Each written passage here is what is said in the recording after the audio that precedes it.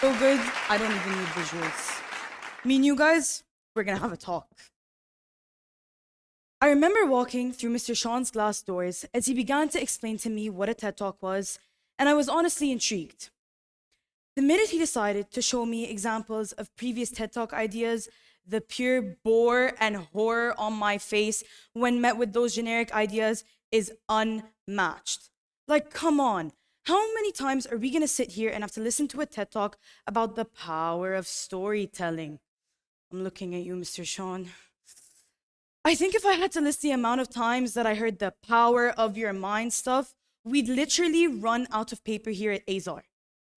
I just kept thinking to myself, what exactly am I going to be standing here on this stage and talking about for the next 3 to 5 minutes?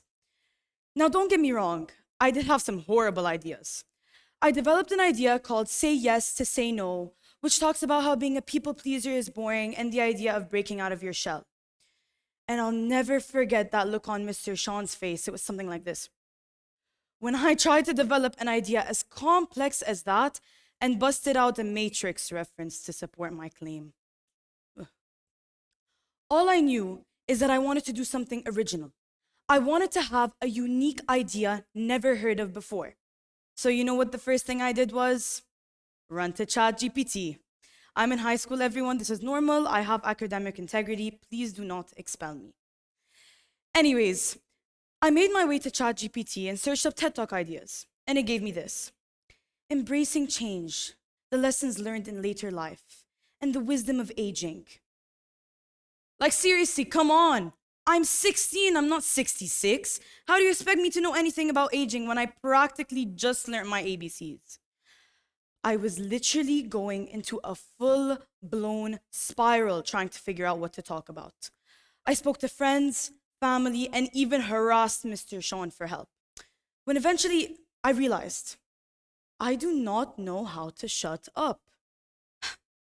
So nearing the end of my development journey, I was still thinking to myself, how do I know how to talk for days, but can't figure out something to talk about for 3 to 5 minutes?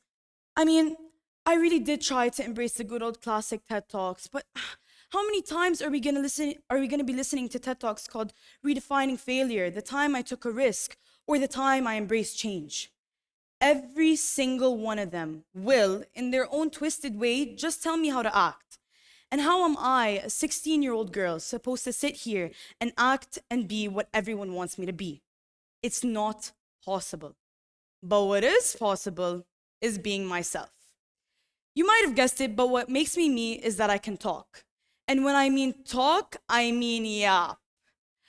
I've just yapped through this entire TED Talk and had you all hooked on a story that had absolutely no meaning, all because I decided to come up here, kick everyone else's idea out of the door, and just be my unapologetic self. And I think it worked. There are so many stereotypes we face on the day-to-day about the way things should be or the way we should look. But something society seems to overlook is the fact that everyone is different. Not everyone looks, acts, or even thinks the same. And that's not a bad thing.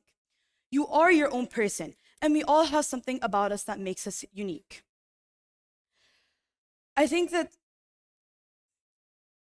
no matter how hard society tries to tell us to tone down on our individuality to fit in, you have to continue to tell yourself that this is what makes me me and I'm proud of it. See me even here messing up on the stage, I was just myself and that's normal. I think out of everyone in the world, high schoolers are subjected to this picture-perfect box that we have to be in to be considered normal. Now, me personally, the amount of times that I've been told that I was too much, too loud, or too overbearing to even talk to or be friends with is more than you would think.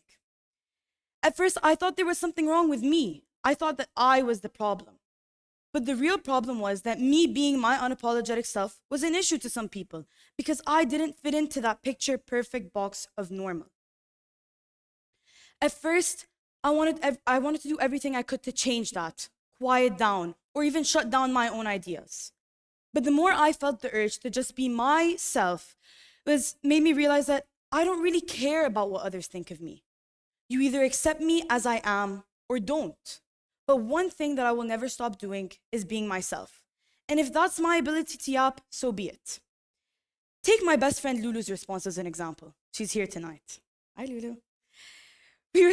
When I was planning this talk, I asked her, what makes me me? And immediately, I kid you not, she responded, you talk. She said that it wasn't, whether it was a small conversation or even a big one, I was always willing to talk it out and talk it through. And that just goes to show that being yourself isn't a bad thing, but can actually be a positive force in someone else's life. But after all this seemingly nonsensical yap, one thing that I can confidently tell you is that I will continue to use my gifts forever, and I think that you should not only find yours, but use them too. For instance, with my gifts, I'm going to be a lawyer. I'm going to continue to solve problems with my friends, and you know what? I'll even solve world hunger while I'm at it. But all that matters is that I'm going to keep being myself, and I think that you should unapologetically do so too. There you go, TEDx, an original idea.